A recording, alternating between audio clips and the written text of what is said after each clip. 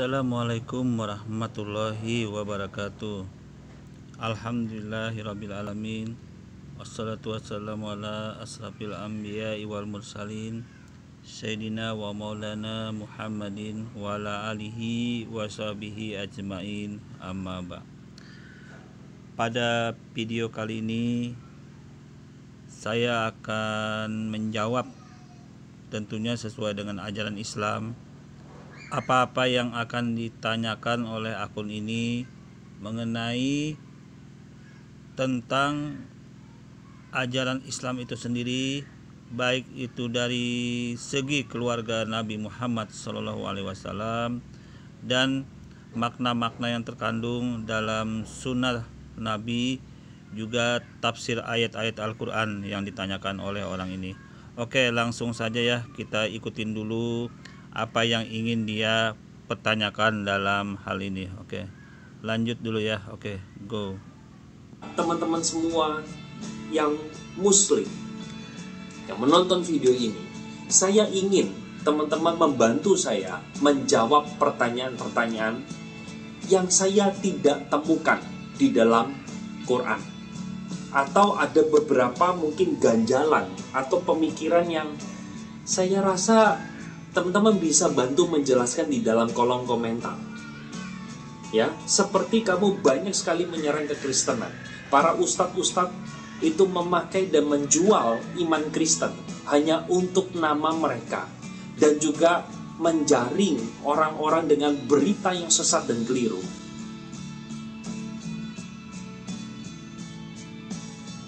Yang pertama, saya ingin ajak kita, ya teman-teman yang muslim, berapa sih istrinya Rasul Muhammad? Apakah kamu tahu? Apakah cuma 4? Apakah 1 yang ada di video trending itu Aisyah doang? Nah, saya ingin tunjukkan, ini bukan buatan saya. Saya ingin menunjukkan kepada teman-teman semua, ada sebuah aplikasi. Ini adalah aplikasi hadis.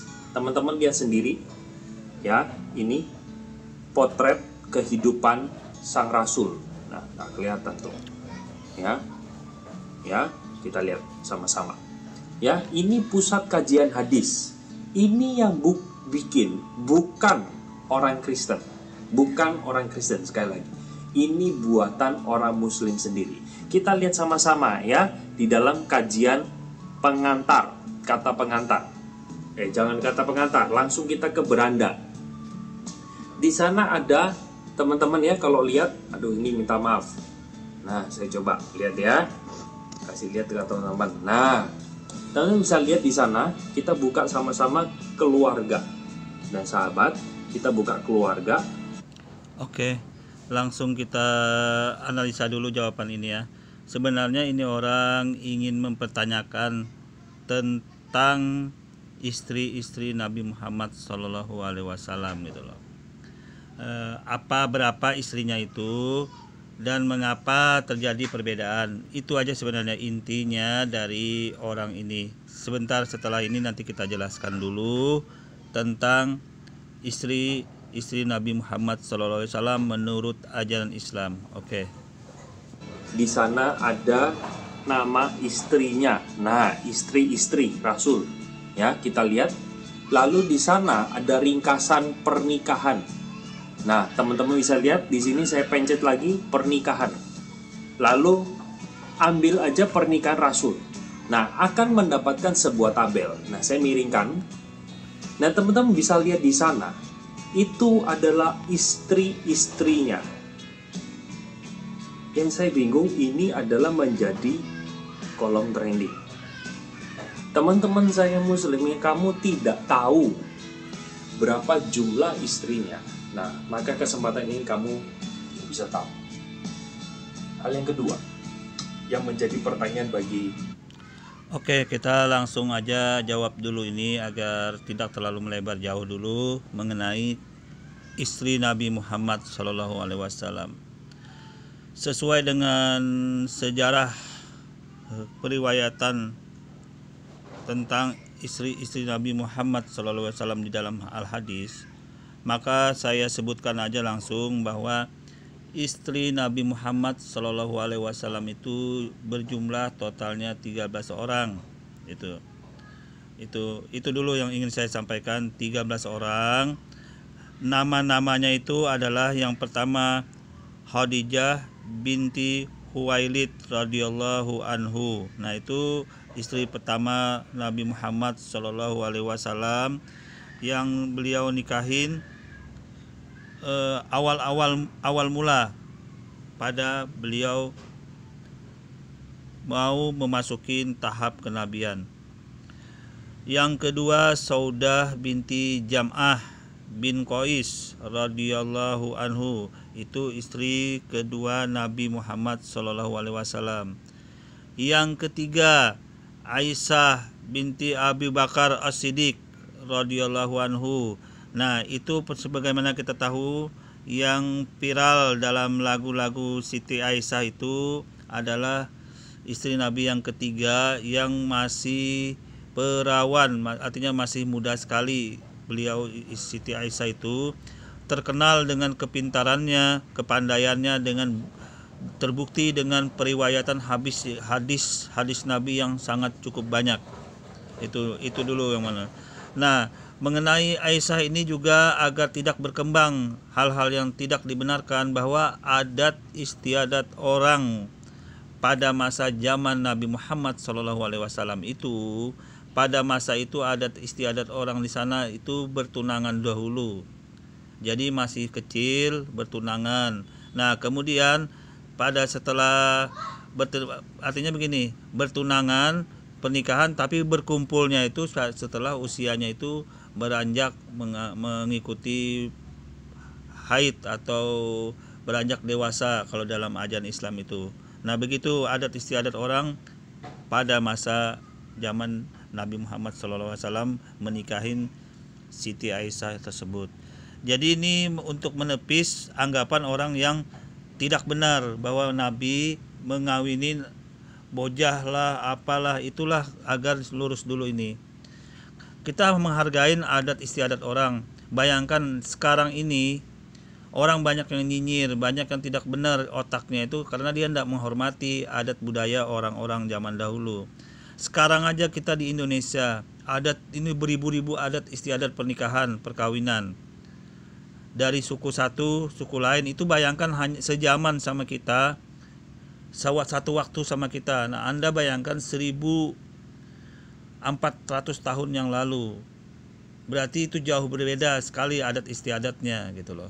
Nah, itu yang tidak dimasuk di otak orang-orang yang nyinyir, kadang-kadang yang membuli tentang pernikahan Nabi Muhammad SAW dengan Siti Aisyah tersebut gitu loh. Berarti dia otaknya berarti tidak berpikir tentang budaya adat istiadat orang gitu loh.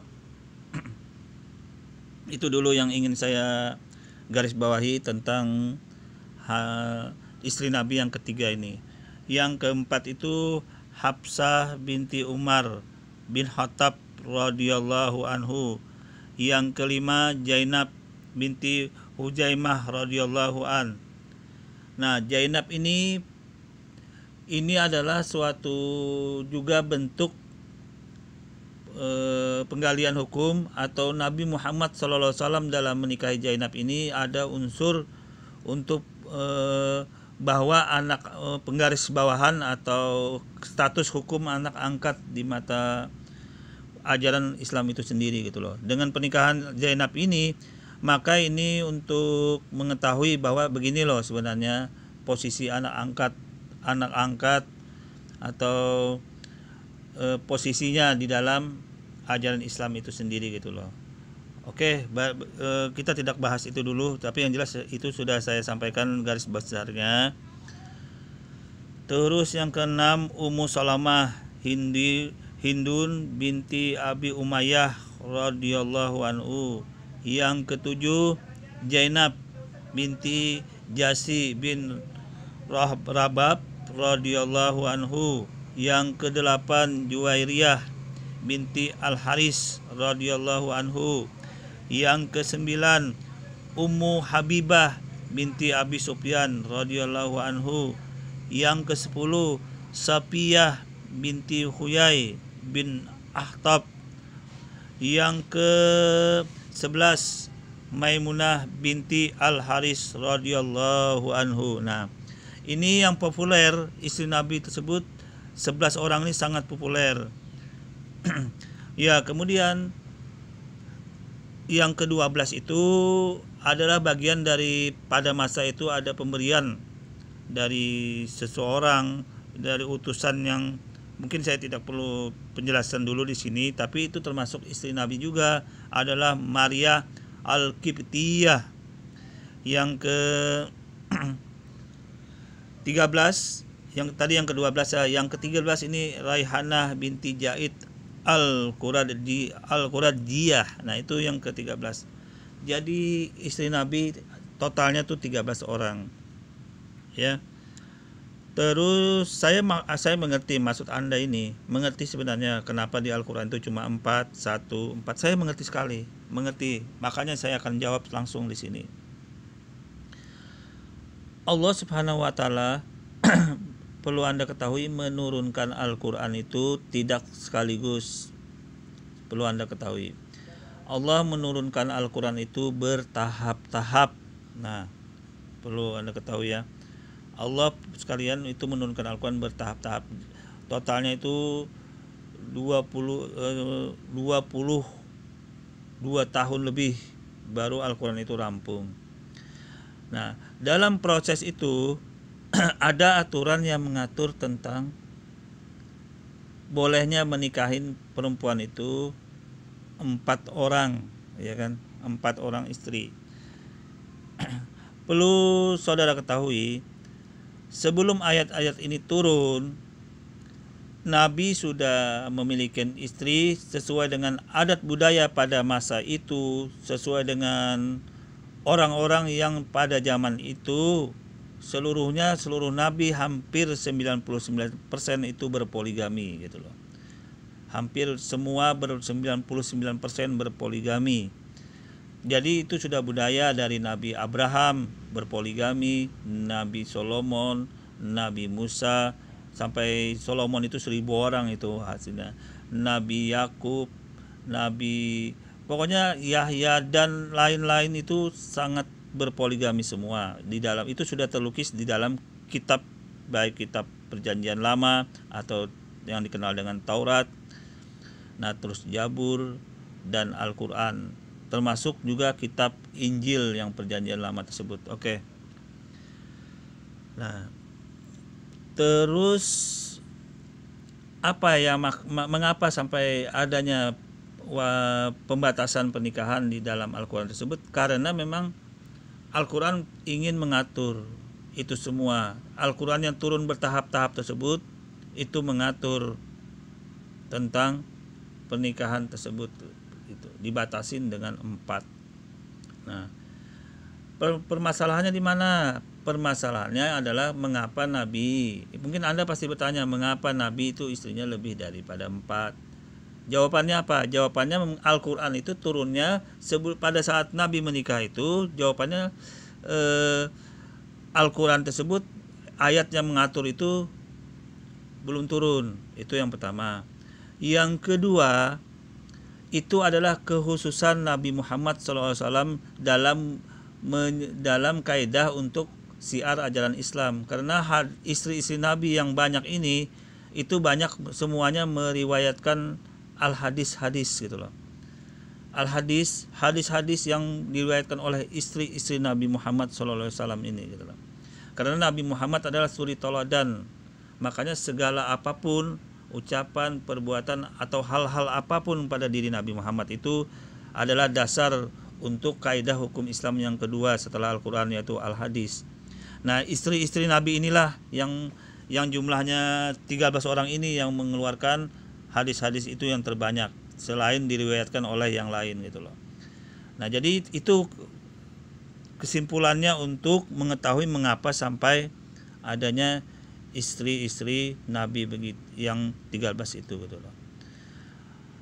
Kalau Anda mengatakan poligami itu mengapa Nabi Muhammad sampai begitu? Anda cek ke belakang, ke jalur belakang. Ternyata nabi-nabi dahulu poligaminya itu istri-istrinya itu lebih banyak, di atas 10. Ada yang 1000 seperti Solomon, ya kan? Anda cek Nabi Musa, Anda cek Nabi Yahya, Anda cek Nabi Zakaria, Nabi Abraham yang cikal bakal menurunkan anak Ishak dan Ismail yang lain ibu. Nah, itu semua poligami gitu loh. Berpoligami semua. Jadi intinya bagaimana yang saya sampaikan tentang poligami, tentang istri-istri Nabi. Ya itulah sudah ketetapan Tuhan, dasar-dasar Tuhan dalam menjelaskan tentang keluarga Nabi Muhammad SAW yang termuat di dalam hadis-hadis Nabi dan yang juga tergambar dalam Al-Quran itu sendiri gitu loh. Perlu Anda ketahui, Al-Quran itu datang selain untuk meneruskan ajaran yang lama, juga untuk menyempurnakan ajaran-ajaran yang lama tersebut gitu loh. Berarti intinya apa? Intinya poligami itu sudah terjadi sejak zaman dulu. Apabila kalau ada ajaran yang mencoba-coba anti poligami, berarti dia lupa kacang lupa kulitnya gitu loh. Artinya gini, orang ajaran itu seperti kacang lupa pada kulitnya. Nabi Abraham menurunkan cikal bakal Ishak, anaknya Ishak yang turun ke Nabi Musa, bangsa Yahudi.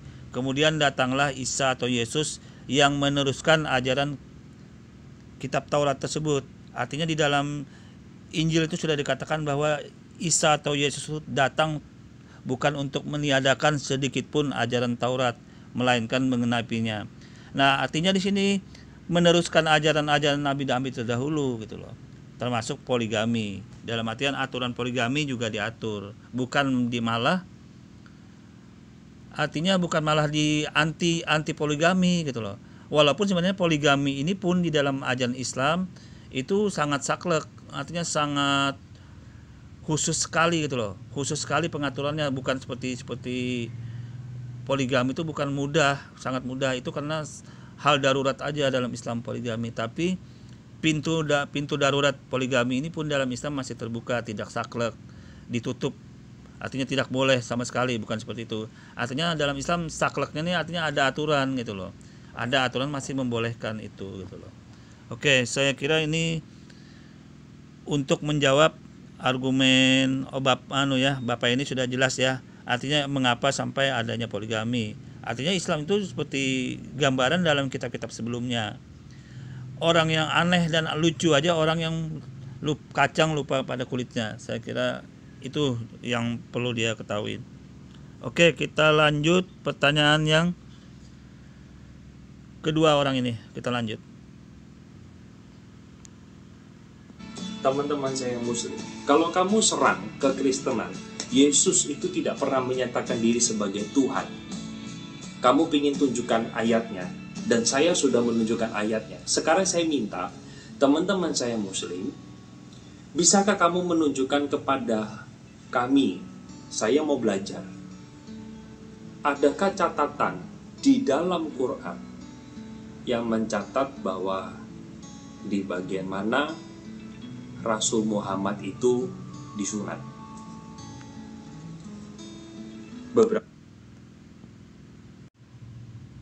komentar masuk ke saya, kalau Yesus disunat, Abed Kurniawan disunat nggak? Itu seringkali pertanyaan muncul di dalam beberapa video saya yang lalu. Nah, sekarang saya ganti bertanya, apakah Rasul Muhammad ada ayat yang mencatat dia disunat? Yang terakhir, yang ketiga, teman-teman saya Muslim. Oke, kita jawab dulu pertanyaan orang ini yang kedua ya. Dia menanyakan tentang khitan atau bersunat dalam ajaran Islam itu sendiri. Perlu Anda ketahui, dalam ajaran Islam itu ada 2 buku pedoman. Ada 2 buku yang istimewa di dalam Islam itu sendiri. Yang pertama Al-Quranul Karim, yang kedua Al-Hadis. Boleh enggak orang Islam itu hanya berpegang kepada Al-Quran, tidak berpegang kepada Al-Hadis? Boleh enggak? Maka orang itu apabila hanya berpegang kepada Al-Quran, tidak sah keimanan seseorang itu, maka dia batal iman orang itu apabila hanya berpegang kepada Al-Quran. Terus boleh ndak orang Islam itu, apakah bisa dikatakan Islam orang itu hanya berpegang kepada Al-Hadis? Tidak boleh, salah, sesat orang itu apa hanya berpegang kepada Al-Hadis. Jadi apa maksud maknanya yang ingin saya sampaikan kepada orang ini? Ada dua pedoman yang saling keterkaitan, saling mendukung, saling melengkapi, dan satu sama lain tidak bisa saling dipisahkan kedua-duanya, yaitu Al-Quran dan Al-Hadis. Itu dulu belum saya ingin sampaikan kepada orang ini agar dia jelas mengenai kedudukan hukum dalam Islam itu gitu loh. Dua ini sangat penting, Al-Quran dan Al-Hadis. Jadi kalau Anda menanyakan hanya di Al-Quran, tidak mengikuti aturan di dalam Al-Hadis, maka Anda seperti menanyakan sesuatu yang bukan ajaran Islam yang seperti itu gitu loh. Berarti Anda hanya menanyakan sesuatu yang kosong bunyinya gitu loh. Kosong. Tidak ada nilainya. Nah, di dalam Al-Quran itu ada makna yang tersirat dan makna tersurat. Nah, makna tersurat, makna yang tersirat itu penjelasannya biasanya di Al-Hadis. Perlu Anda ketahui dulu ya penjelasannya di Al-Hadis. Nah, kemudian ini saya ingin jelaskan. Anda meminta ada nggak ayat yang menyinggung tentang hitan bersunat Nabi Muhammad SAW di dalam Al-Quran? Oke, ini akan saya jawab. Di dalam Al-Quran, Anda silahkan buka Al-Quran surah Al-Baqarah ayat 124.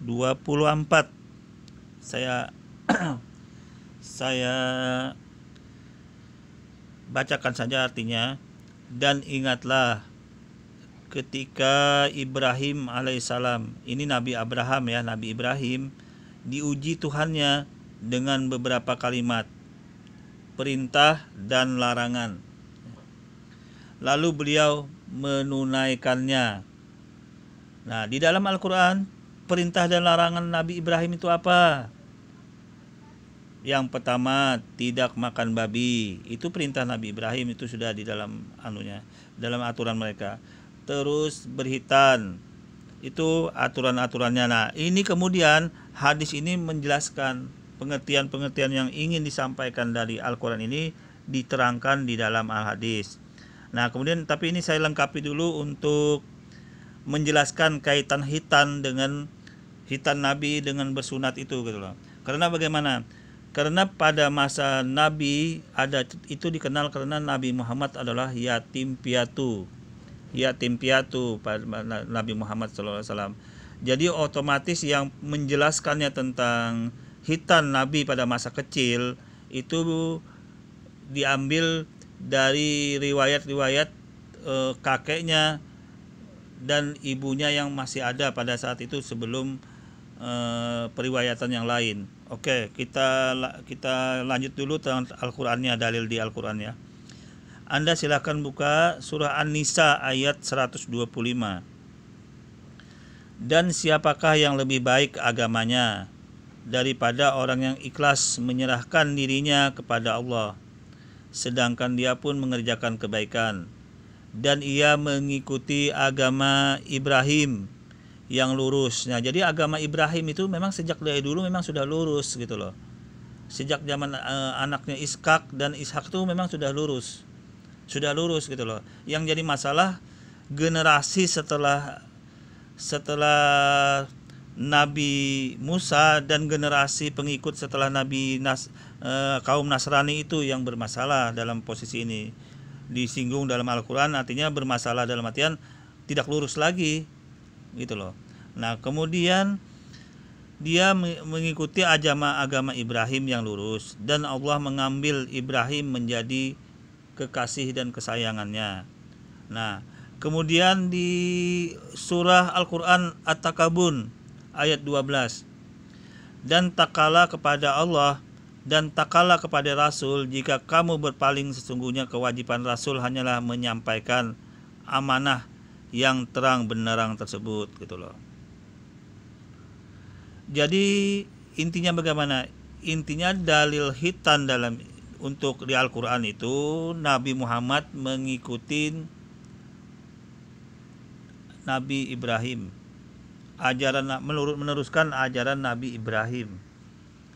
Jadi apapun yang dijalankan oleh Ibrahim, termasuk hitan di dalamnya, itu dijalankan oleh Nabi Muhammad SAW. Prakteknya di mana? Nah, prakteknya itu Anda cek di dalam hadis. Makanya Al-Quran dan Al-Hadis itu tidak bisa dipisah-pisahkan, saling melengkapi. Nah, prakteknya di mana? Kenyataannya bahwa hitan itu terjadi. Nah, Anda sekarang cek ini. Nah, di dalam hadis Nabi ya. Nah, ini penjabaran ayat tentang hitan yang Anda tanyakan. Maka ke dalam pikiran masuk Nabi Muhammad dalam hadis Al-Baihaqi. Ini Anda lihat. Nabi Muhammad SAW bersabda, sesungguhnya kulub dalam Islam tidak boleh ketinggalan untuk disunat. Nah, jadi penting sekali dalam sunat itu, hitan itu dalam Islam untuk membersihkan diri. Nah, Nabi Muhammad apa dia menjelaskan, dia sudah menyuruh orang mengikuti Ibrahim, mengikuti anjuran untuk membersihkan diri. Kenapa sampai ini dalilnya lebih kuat daripada orang lain yang berkata Nabi Muhammad sendiri? Nah, Anda cek nih dalilnya ya. Sesungguhnya kulub dalam Islam tidak boleh ketinggalan untuk disunat, melainkan harus berhitan walaupun umur seorang itu lebih dari 80 tahun. Betapa pentingnya itu bersunat. Itu Nabi Muhammad menganjurkan bersunat. Nabi Muhammad SAW itu yang mengatakan itu, menyampaikan langsung. Kenapa Anda lebay sekali gitu loh. Itu sudah hadisnya, dalilnya. Nah, kemudian bukti nyatanya di mana Nabi Muhammad itu bersunat. Nah, sekarang kita cek dalam riwayat Ibnu Abbas di hadis Nabi. Karena Nabi Muhammad pada masa itu bukan kecil. Dia kan diurus oleh kakeknya sama ibunya yang pada saat itu pun ibunya nggak lama setelah itu meninggal juga gitu loh. Jadi otomatis periwayatan tentang Nabi bersunat atau hitan itu oleh kakeknya yang menceritain. Nah, ini Anda cek ya dari Ibnu Abbas. Dalam hadis yang di dalam kitab At-Tahmid 5 Pi Al-Mutawaffa karya Abu Yusuf bin Abdil Al-Qurtubi. Nah, dari Ibnu Abbas bahwasanya Abdul Muthalib, ini kakeknya menghitan Nabi SAW pada hari ke-7. Nah, itu. Kalau Nabi Isa atau Yesus pada hari ke-8, ini Nabi Muhammad pada hari ke-7 pada saat kelahiran beliau, dan membuat jamuan makan serta memberi nama dengan Muhammad. Tempatnya di mana? Tempatnya di dalam Ka'bah tersebut, di Ka'bah tersebut tempatnya. Itu tempat Nabi berhitan. Yang menghitan siapa? Yang menghitan kakeknya Abdul Muthalib ya. Jadi sangat jelas sekali ya di sini. Artinya sangat tidak bisa ditawar-tawar lagi. Nah, ini di dalam hadis lain ada 5 kewajiban Islam itu. Makanya Islam itu sangat menjaga sekali kemurnian kesucian diri dalam perencanaan peribadahan macam-macam ini dalam hadis Bukhari dan Muslim. Jadi fitrah itu dalam Islam itu ada 5 ya. Ada berhitan, ada mencukur rambut, ada mencubit bulu ketiak, ada memotong kuku dan memotong kumis. Nah, itu hadis riwayat Muslim. Jadi sangat jelas sekali runtutan apapun yang di dalam hadis Nabi Muhammad SAW tentang hitan ini gitu loh. Sangat jelas sekali. Nah, kemudian riwayat-riwayat yang lain yang menjelaskan tentang Nabi Muhammad SAW itu juga ada dihitan secara batin dan langsung dari malaikat. Ada yang meriwayatkan itu bisa dimaknai dengan zahir, bisa dimaknai dengan batin. Artinya selain zahir dalam Al-Quran itu oleh kakeknya itu berhitan secara zahir, dia juga dihitan disunat secara batiniah gitu loh. Itu yang dimaknai dengan ada periwayatan lain mengenai berhitannya Nabi Muhammad SAW. Jadi tidak ada yang saling bertentangan di sini, tidak ada. Yang jelas hitan Nabi itu ada berhitan secara zahir, ada berhitan secara batin gitu loh. Itu yang diungkap dalam hadis-hadis Nabi Muhammad SAW. Saya kira ini sudah cukup jelas ya, artinya masalah hitan sudah kelar. Di dalam Al-Quran itu sudah jelas mengikuti ajaran Nabi Ibrahim. Makanya setiap sholat membaca tahiyat awal akhir itu pasti ada Nabi Ibrahim terikut dibaca disebut. Nah itu gunanya Nabi Ibrahim ini. Karena memang Ibrahim ini juga salah satu cikal bakal agama yang diturunkan Allah SWT melewati jalur Nabi Ibrahim ini gitu loh. Oke. Saya kira cukup untuk pembahasan pertanyaan orang yang kedua ini. Kita lanjut nanti pertanyaan yang ketiga. Kita dengarkan dulu apa dia yang bertanya yang ketiga. Tolong bantu saya menjawab pertanyaan ini. Saya ajak untuk membuka satu bagian Quran ya, yang terambil dari surat 18. Nah, saya tunjukkan lagi buat teman-teman semua. Ya, 18. Ini ayat yang ke-86. Ya, surah 18 Al-Kahfi ayatnya yang ke-86. Saya akan bacakan buat kita. Hingga apabila dia telah sampai ke tempat terbenam matahari, dia melihat matahari terbenam di dalam laut yang berlumpur hitam. Dia mendapati di situ segolongan umat. Kami berkata, hai Zulkarnain, kamu boleh menyiksa atau boleh berbuat kebaikan terhadap mereka. Saya ingin tanya, matahari kok tenggelamnya di lumpur berwarna hitam? Matahari kok tenggelamnya di lumpur berwarna hitam? Teman-teman saya yang muslim, tolong jawab ini. Karena saya membutuhkan jawaban dari teman-teman semua.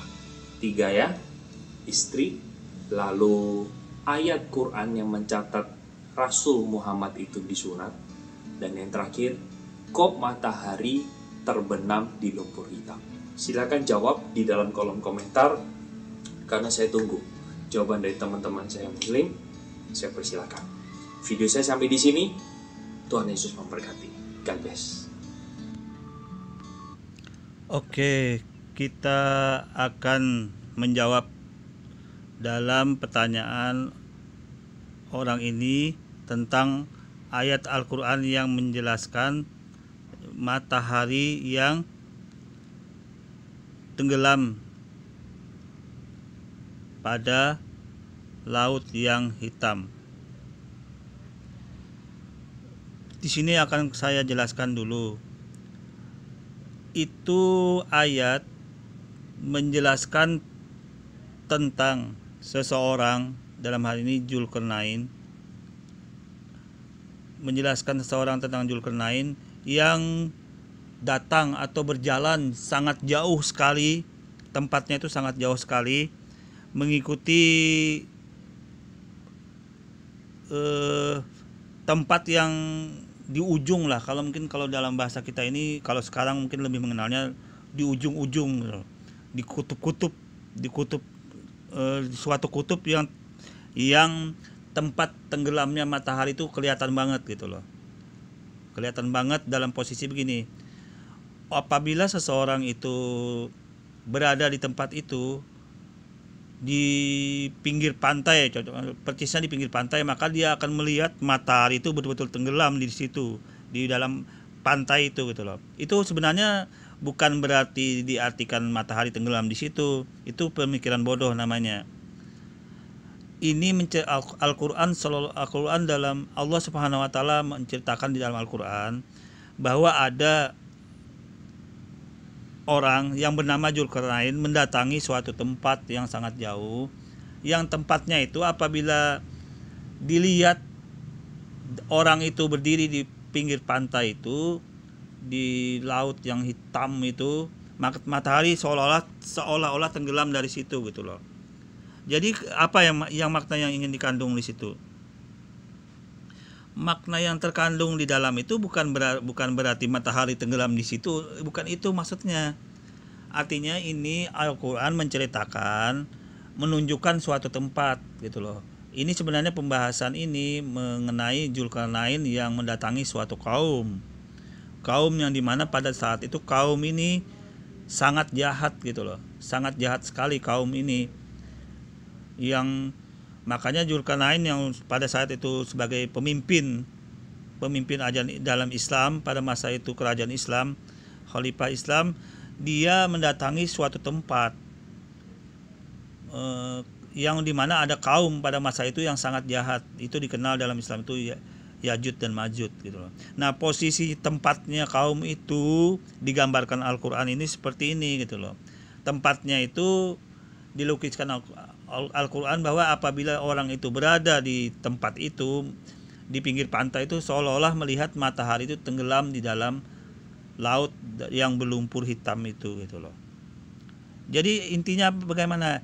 Ya intinya bukan berarti mataharinya itu secara apa namanya itu maknanya dimaknai matahari tenggelam di situ, tidak. Ini justru Al-Quran menjelaskan suatu tempat yang didatangi oleh Dzulkarnain itu gitu loh.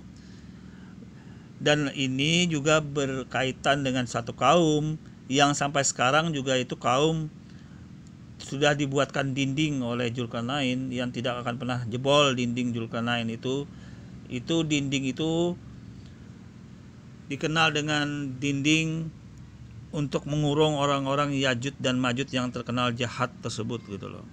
Itu didindingin oleh Allah Subhanahu wa taala, dibuatkan dinding oleh Dzulkarnain. Nah, itu insya Allah nanti dinding tersebut di masa akhir zaman, mungkin masa-masa kita sekarang ini atau jauh ke depan lagi, itu akan jebol. Nanti keluarlah makhluk yang sangat jahat, yang apabila dia sudah jebol keluar dari dinding itu, maka terjadi malapetaka besar buat manusia-manusia yang ada di luar di bumi. Nah, makhluk itu sekarang masih terkurung dalam dinding Dzulkarnain yang masih terkurung, tidak bisa lepas. Itu sudah suratan, sudah nubuatan, sudah sunatan, sudah diceritakan Allah Subhanahu wa taala, juga diabadikan di dalam Al-Qur'an. Nah, itu maksudnya ya. Saya tidak bahas masalah yang lain dulu, masalah mataharinya ini gitu loh. Jadi luruskan pemikiran Anda, bukan masalah matahari yang di dalam ayat ini gitu loh. Bukan matahari yang dimaksudkan dalam ayat ini. Yang dimaksudkan dalam ayat ini bahwa Allah Subhanahu wa taala di dalam Al-Qur'an ini ingin menceritakan bahwa ada suatu tempat gitu loh. Ada di suatu tempat yang tempat itu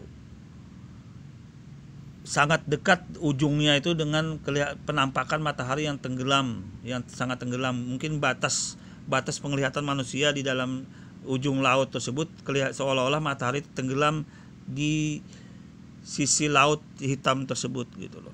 Jadi itu maknanya bukan berarti apa namanya mataharinya tenggelam. Ini saya lihat ini dari tafsir Imam Al-Qurtubi ya.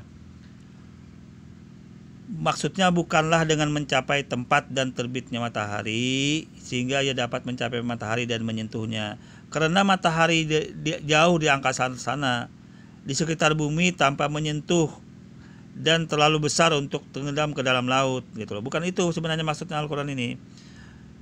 Ia jauh lebih besar daripada bumi, namun hal tersebut dimaksudkan bahwa ia telah mencapai. Nah, ini maksudnya Dzulkarnain telah mencapai suatu daerah yang penduduk di timur atau dan di barat gitu loh. Maksudnya tempat menyatakan suatu tempat di Al-Qur'an ini ya. Tempat yang didatangin Dzulkarnain itu. Nah, tempatnya ini dilukiskan Allah Subhanahu wa taala di dalam Al-Qur'an. Apabila seseorang itu berdiri di tempat itu, di penghujung sejauh mata memandang ke laut yang hitam pekat itu, matahari seolah-olah tenggelam di situ gitu loh. Jadi pemikiran yang sempit, yang sangat dangkal matahari itu tenggelam di laut itu buang jauh-jauh, itu pemikiran yang sangat bodoh gitu loh. Tidak seperti itu jawabannya yang dimaksud dalam Al-Qur'an ini gitu loh. Kesimpulannya seperti ini, bahwa Dzulkarnain melihat kejadian itu menurut penglihatannya loh ya, terbenam ke dalam laut yang berlumpur hitam, seperti halnya kita mengamati matahari yang seolah-olah masuk ke dalam tanah gitu loh. Jadi pemikiran-pemikiran yang seperti itu jauh sekali gitu loh, jauh sekali dari apa yang dimasukkan di Al-Qur'an ini. Al-Qur'an ini justru menunjukkan suatu tempat yang didatangin Dzulkarnain gitu loh. Nah, ini sebenarnya gambaran untuk akhir zaman, bahwa di mana sih tempat yang dijadikan kurungan oleh Dzulkarnain, mengurung kaum yang jahat tersebut gitu loh. Karena kaum ini sangat jahat sekali, Ya'juj dan Ma'juj ini gitu loh. Nah, disinilah Al-Qur'an menceritakan ini, dan ini juga sebagai nubuatan akhir zaman gitu loh. Nubuatan akhir zaman tentang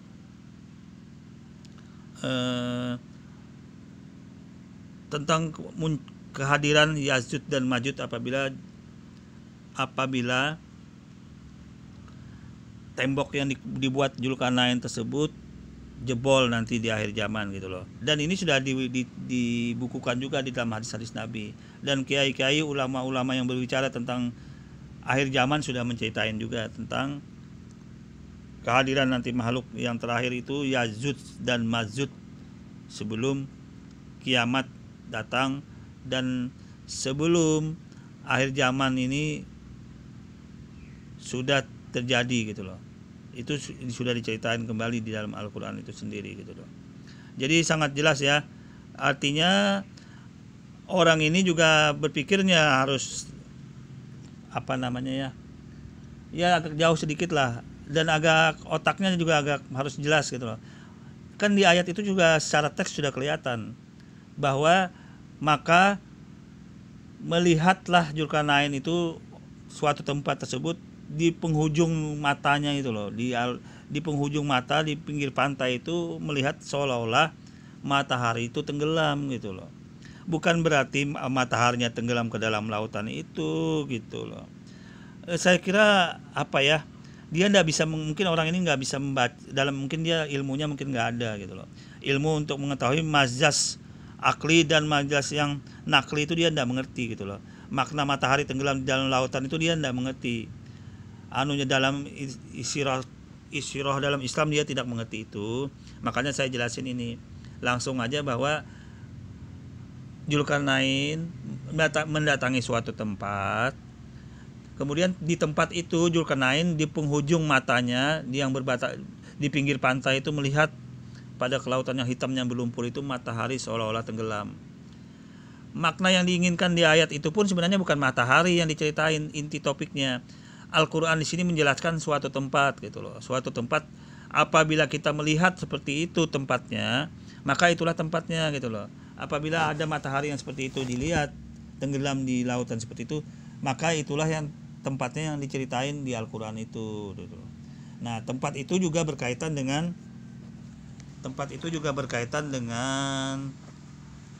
itu pengurungan Ya'juj dan Ma'juj.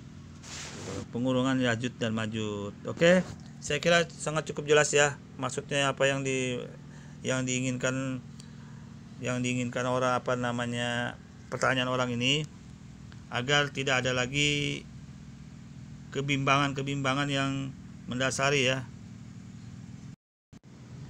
Oke, di sini saya akan kesimpulkan dulu apa-apa yang sudah saya jelaskan di awal, bahwa yang pertama tentang istri Nabi itu sudah terjawab tadi, ada 13 orang. mengapa poligami itu sudah ada di zaman Nabi? Bukan, poligami sudah ada sejak dulu nabi-nabi terdahulu, sejak zaman Nabi Ibrahim itu sudah ada terjadi poligami. Itu diikutin dari pengikut-pengikutnya dan umat-umatnya. Turun ke Nabi Solomon, ke Nabi Musa, Nabi Yahya, Nabi Yakub, semua berpoligami. Ya kan? Nah, itu yang perlu ini saya sampaikan. Jadi kalau ada ajaran yang menolak anti poligami, berarti dia seperti kacang lupa pada kulitnya gitu loh. Toh tercatat semua di kitab-kitab suci tentang poligami itu, tentang istri-istri nabi terdahulu. Ada yang 1000 Nabi Solomon itu, ada yang 100 Nabi Yakub. Anda cek sendirilah berapa istri, mungkin Anda lebih tahu dalam kitab-kitab Injil baik Perjanjian Lama dan Baru tentang poligami itu gitu loh. Jadi artinya kalau ada yang benci sama anti poligami sekali, itu adalah orang yang kacang lupa pada kulitnya gitu loh. Nabi Abraham itu 2 istri, anaknya Ishak dan Ismail. Ishak menurunkan cikal bakal Yahudi dan Israel. Itu ajaran Nabi Musa, kitab Taurat, diteruskan oleh Isa atau Yesus dengan kitab Injilnya. Jadi intinya apa? Intinya poligami memang ada sejak dulu gitu loh. Islam membuka diri tentang poligami, tidak saklek, walaupun sebenarnya Islam itu monogami. Tapi apabila ada sesuatu dengan syarat-syarat tertentu, poligami bisa terjadi, dibolehkan dalam Islam. Dan itu pun dibatasin dengan 4 gitu loh. Itu sudah diatur dalam Islam itu sendiri. Nah, terus mengenai Nabi Muhammad, Al-Quran turun berangsur-angsur selama 22 tahun lebih. Nah, ada ayat yang mengatur tentang berpoligami, itu juga ada. Sedangkan Nabi pada masa itu sudah menikah gitu loh. Sudah menikah, sudah punya istri yang lebih daripada 4. Jadi tidak ada masalah karena Al-Quran turunnya berangsur-angsur. Jadi ayat yang mengatur itu belum turun pada saat itu. Nah, terus kemudian Al-Quran Islam juga mengatur bahwa kekhususan Nabi Muhammad beristri lebih dari 4 itu karena untuk periwayatan hadis-hadis Nabi, sebagai panutan hadis-hadis Nabi yang diriwayatkan oleh istri-istri Nabi yang 13 tersebut gitu loh. Jadi intinya bagaimana? Ya karena perbuatan, ucapan dan tindak tanduk apapun dalam Nabi Muhammad SAW itu semua tercatat, terukur, terwirayatkan. Dan yang rata-rata meriwayatkan itu orang yang terdekat dengan Nabi Muhammad SAW, yaitu istri-istri Nabi, termasuk Aisyah yang terbanyak meriwayatkan hadis Nabi Muhammad SAW. Oke, saya kira masalah ini sudah kelar. Tentang khitan, khitan sudah jelas di Al-Quran, dalilnya tentang mengikuti Ibrahim. Ibrahim adalah orang ajaran yang lurus pada masa itu. Islam datang hanya meneruskan ajaran Ibrahim, tidak ada lebih, tidak meneruskan ajaran lain. Kemudian disempurnakan dengan turunnya Al-Maidah ayat 3 bahwa pada hari ini kata Allah di Al-Quran, aku sempurnakan agamamu dan aku ridhai Islam itu agamamu. Nah, itu sudah disempurnakan Allah Subhanahu wa taala dalam Al-Quran. Tapi sebenarnya awalnya Islam mengikuti Nabi Ibrahim, termasuk berhitan, tidak makan babi, tidak membuat patung, apapun alasannya gitu loh. Nah, terus dalilnya mana? Ya di dalam Al-Quran itu tadi ayat An-Nisa 123 dan 124 Anda cek. Itu mengikuti Nabi Ibrahim. Makanya dalam sholat orang-orang Islam itu selalu menyebut Nabi Ibrahim. Itu anunya erat kaitannya dengan Nabi Ibrahim. Nah, Ibrahim itu bersunat, berhitan, diikutin oleh Nabi Muhammad. Nabi Isa, Yesus bersunat, berhitan karena dia ngikutin Nabi Ibrahim. Nabi Musa berhitan, bersunat mengikuti Nabi Ibrahim. Nah, oke. Sulaiman berhitan, Yakub berhitan mengikuti Ibrahim. Kalau ada ajaran yang anti dengan berhitan, itu patut dipertanyakan, ya kan? Kalau ada ajaran yang tidak mau berhitan dengan tidak mau membersihkan diri dengan berhitan itu, maka patut dipertanyakan dia mengikuti ajaran siapa gitu loh. Itu. Nah, perlu juga Isa dan Yesus itu datang ke bumi meneruskan ajaran kitab Taurat, bukan meniadakan atau menghilangkan sedikit pun ajaran di kitab Taurat tersebut. Nah, kalau ada ajaran yang mengubah 100 derajat kitab perjanjian lama, kitab Taurat itu tidak dipakai lagi ajaran-ajaran di dalamnya itu, maka kitab itu dipertanyakan, patut dipertanyakan apa gitu loh. Mengapa dia tidak mengikuti, padahal bertentangan sekali dengan Injil, dengan kaidah bahwa Yesus Isa itu turun bukan meniadakan kitab Taurat Injil itu gitu loh. Kalau ada kitab yang jauh setelah Nabi Isa atau Yesus itu wafat, kemudian dia mengatasnamakan Yesus dan Isa itu, tapi membatalkan kitab Taurat atau perjanjian lama, itu perlu jadi renungan gitu loh. Oke, saya kira yang kedua ini sudah jelas ya. Yang ketiga, masalah matahari tenggelam, itu juga di Al-Quran sudah dijelaskan. Maksudnya di sini Allah di dalam Al-Quran itu menjelaskan ada suatu tempat yang didatangin oleh Zulkarnain. Tempat ini apa? Tempat ini adalah suatu tempat di mana ada kaum diceritakan di Al-Quran itu yang sangat jahat, namanya Ya'juj dan Ma'juj. Jadi Allah Subhanahu wa taala menjelaskan bahwa apabila kita sampai di tempat itu, apabila Zulkarnain di tempat itu sampai, dia melihat, coba Anda lihat teks Al-Quran itu. Dia melihat bahwa matahari itu seolah-olah tenggelam pada lautan yang berlumpur hitam itu gitu loh. Nah, berarti ini gambaran tempat. Bukan berarti pikiran bodoh, matahari langsung dibilang tenggelam di situ, itu kan itu pemikiran bodoh gitu loh. Nah, itulah kehebatan Islam, bro. Anda aja tidak bisa menjelaskan ini, tidak bisa mengetahui makna ini gitu loh. Bayangkan jelasnya tafsirnya itu bahwa apabila Zulkarnain itu mendatangi tempat itu seolah-olah matahari itu tenggelam, itu kan menjelaskan tentang tempat, bukan mataharinya. Nah, bayangkan Anda tidak sampai otak Anda, pikiran Anda membaca ini gitu loh. Saya yang secara teks saja sudah bisa menilai ayat ini. Anda malah berargumen kenapa matahari tenggelam di lumpur itu, kan itu sangat pertanyaan yang lucu gitu loh. Yang seharusnya Anda bisa jawab sendiri dalam tafsirnya. Kan tinggal Anda buka tafsirnya, itu kan di Google, di YouTube semua ada tafsir itu gitu loh. Maksud ayat itu gitu loh. Tapi ya Anda tahu apakah Anda ini pura-pura bodoh, pura-pura bertanya bagaimana, tapi ya itu akhirnya orang tertawa gitu loh.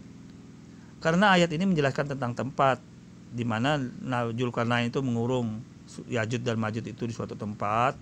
Ya, kemudian dinding itu terkenal dengan dinding Zulkarnain dan akan jebol nanti menjelang hari kiamat, akhir zaman. Apakah di saat-saat sekarang ini atau masa akan datang lagi, karena orang-orang juga menilai sekarang ini juga akhir zaman sudah gitu loh. Ada yang mengatakan akhir zaman. Oke, saya kira cukup jelas ya ini maknanya. Saya akhiri, kurang lebihnya saya mohon maaf. Assalamualaikum warahmatullahi wabarakatuh.